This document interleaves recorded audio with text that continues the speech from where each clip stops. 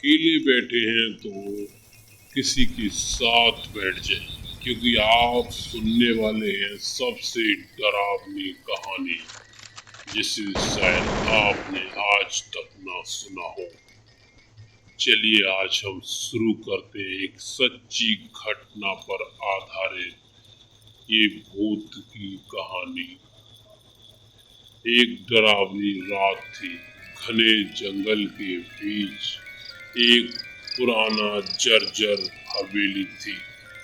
सूरज ढल चुका था और काली रात अपने साथ एक अजीब सी खामोशी लेकर आई थी। हवेली की खिड़की दरवाजे हवा से चरमरा रहे थे, मानो कोई अदृश्य शक्ति उन्हें हिला रही हो। हवा में चरमरा रहे आवाज से ऐसा लग रहा था जैसे कोई उन खिड़कियों को हिला रहा है। गांव वाले इस हवेली के पास से गुजरने से भी डरते थे, क्योंकि उनका मानना था कि इस हवेली में एक आत्मा भटकती है। आज रात राहुल और उसके दोस्त रोमांच के शौकीन थे।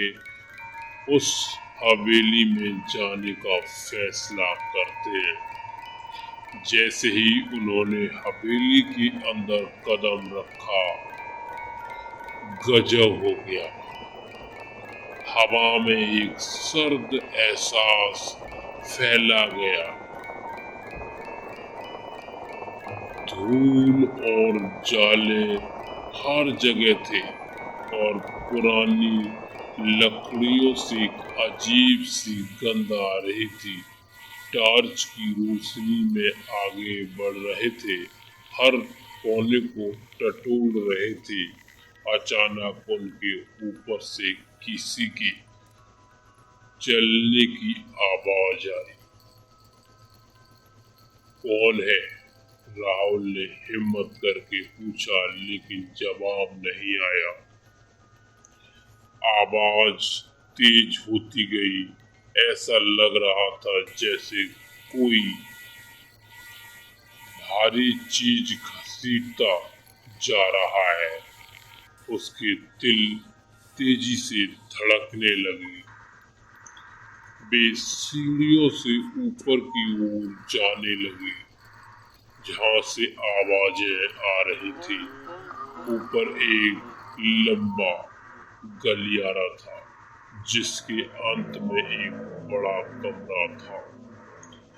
कमरे में हल्की रोशनी आ रही थी। राहुल ने धीरे से दरवाजा खोला, अंदर गया, देखा, उसकी रूह कांप गई।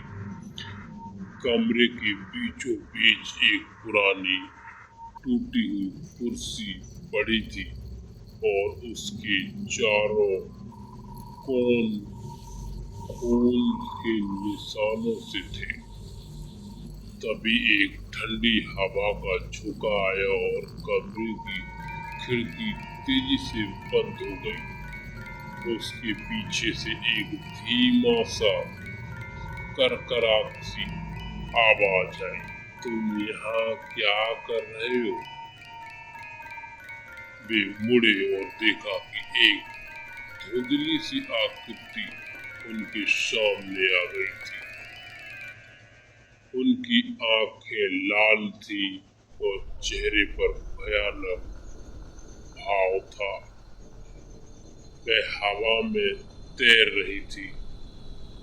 राहुल और उसके दोस्त चीख पड़े और जान बचाने के लिए हवेली से बाहर की ओर भागे। बिना रुके तब तक भागते रहे जब तक वे अपने गांव नहीं पहुंच गए। उनकी सांसें फूल रही थी और चेहरे पर डर साफ झलक रहा था। उस रात के बाद राहुल और उसके दोस्तों ने कभी किसी डरावनी जगह पर जाने की हिम्मत नहीं दिखाई। हवेली आज भी खड़ी है। उसके बारे में कहानियां आज भी बताई जाती हैं। उसके बाद की कहानी अगर आप सुनना चाहते हैं तो हमें सब्सक्राइब कीजिए, कमेंट कीजिए।